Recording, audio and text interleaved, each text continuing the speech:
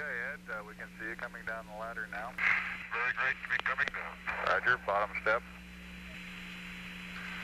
The last one is a long one. Ascent check, very easy to do. Little push and just spring right up. Good afternoon. My name is Steve Oswald, and I worked for NASA for 16 years back in the 1980s and 1990s. And during that time, I was privileged to fly on the space shuttle 3 times, twice as a pilot on Discovery, and then I commanded a mission in 1995 on the space shuttle Endeavour. So why is it that Apollo 14 should be important to Durango? And the reason is because one of its crew members, Colonel Stuart Roosa, was born right here in Durango, Colorado. Stu Roosa and I had a number of things in common. One is we were both born and raised in small towns. I was in Northwest Washington in a town called Bellingham. He, of course, in Durango. And we both grew up wanting to be pilots. And we were fortunate enough, both of us, to realize our dream. Stu flying for the Air Force, and I did my thing in the United States Navy. So we flew operational high-performance airplanes during the first part of our career, and then we, both of us, went to test pilot school. Stu to the Air Force School at Edwards, and I went to the Navy School in Patuxent River. And it turns out that graduating from a test pilot school and having a technical degree in engineering or math is sort of the secret handshake for getting into the astronaut program. I was selected in 1985, and as I said, was lucky enough to fly 3 flights. Stu only flew 1, but his was pretty awesome. We went around and around in the space shuttle in low Earth orbit, never getting much higher than 300 or 325 miles, while Stu went to the moon 240,000 miles, orbited the moon 34 times, and returned safely to the Earth. Pretty amazing feat.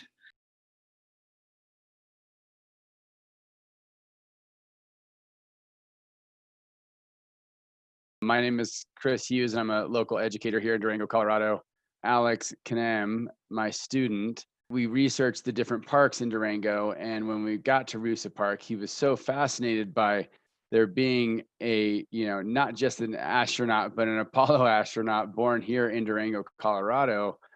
He was so moved by that and surprised that he hadn't learned that before in school. And he looked at me, as a 13-year-old student might do, and said, "Why the heck isn't there a moon tree here in Durango?"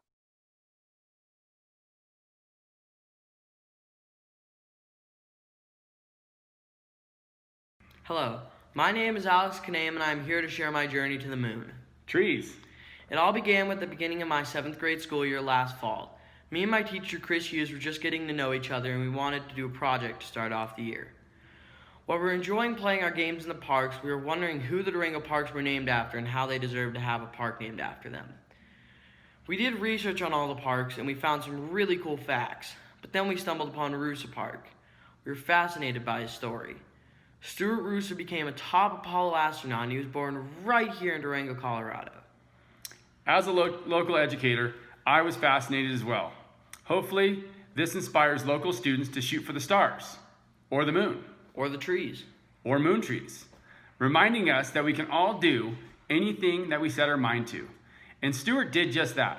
Stuart was beyond ready for his Apollo 14 mission in 1971. 50 years ago this January. For every Apollo mission, each astronaut was able to bring one personal item of choice. Stuart decided to bring tree seeds for his love of nature and his time with the U.S. Forest Service. They were also curious to see if anything different would happen to them from being in space. These seeds later became what are known today as moon trees. Through our research, we found moon trees that were planted all over the world. This is when I realized there's not a moon tree here in Durango, Colorado, and I wanted to change that. We called a lot of people and did a lot of research of how we could get a moon tree here in Durango. We talked to NASA, the Forest Service, local government, and parks people. before finally getting in touch with Rosemary Roosa, the daughter of late Stuart Roosa, and the founder of the Moontree Foundation. After explaining our research and story, Rosemary agreed that there should absolutely be a moon tree planted here in Durango, Colorado. What a great way to celebrate the 50th anniversary of Apollo 14 and Stuart Roosa's accomplishments. Just like Stuart Roosa went full circle around the moon 34 times in 1971, Rosemary helped our project come full circle to inspire the community of Durango. Thank you, Rosemary, for all your help and inspiration. Without further ado, we are extremely honored to introduce Ms. Rosemary Roosa. Well, thank you, Alex and Chris, for that wonderful introduction. As you have heard, my father, Stuart Roosa, was an Apollo 14 astronaut who flew to the moon in 1971. But I want to give you a little backstory. My grandfather had a calling for adventure, and after spending some time in the Army and the Army Corps of Engineers, he became a surveyor to help build roads and bridges and dams across the United States in the 1930s. So it was a bit of a nomadic life, but then he met my grandmother in Oklahoma, and they eloped and started their trek together out to the western wilderness. In 1933, they happened to be in Durango when my father was born. When my father reached school age, my grandfather would sit on the porch in their humble home, which didn't even have running water. And my grandfather would teach my father about the stars and about leading an adventurous life. So one day when my father was about 12 years old, he saw several World War II fighter airplanes called P-38s, which had twin props and twin tails. And he was intrigued and fascinated. So he caught a glimpse of the pilots with their confidence and their swagger, and suddenly he knew he wanted to be a pilot himself. So as a young boy, he would build model airplanes and hang them from the ceiling in their farmhouse, and he started telling people he was going to be a pilot. Many doubted him or made fun of his dreams, so he started keeping his goal to himself. But as you have heard, he not only became a pilot, but a fighter pilot and then a test pilot at Edwards Air Force Base, and then selected to go on to be an astronaut that went to the moon. And on his mission, as you've also heard, he carried these tree seeds with him. So I found out that there are less than 100 of these original moon trees left. So I felt compelled to not let these trees die out, so to speak, and so I started the Moontree Foundation, and as you heard, for the purpose of uniting and to inspire, to teach children that they can follow their dreams, no matter how far-fetched, and to conserve, to show that our Earth is a finite planet and that we must take care of it. So I'm also here today to talk about the personal side of my father, which I got to admit he was a really great father. And my father really wanted me to know what he was doing and what an astronaut does. When I was a child, the term astronaut did not really exist, except maybe in science fiction, but it certainly wasn't a career, and it was not a term used in everyday life. So a question that I often get is, weren't you scared? And the answer is no. My father knew he was taking risks, but they were calculated risks. And these pioneering astronauts were not daredevils. They were extremely talented and skilled pilots. Fear was not something that we grew up with. We were exposed to the training, we were exposed to what it was doing.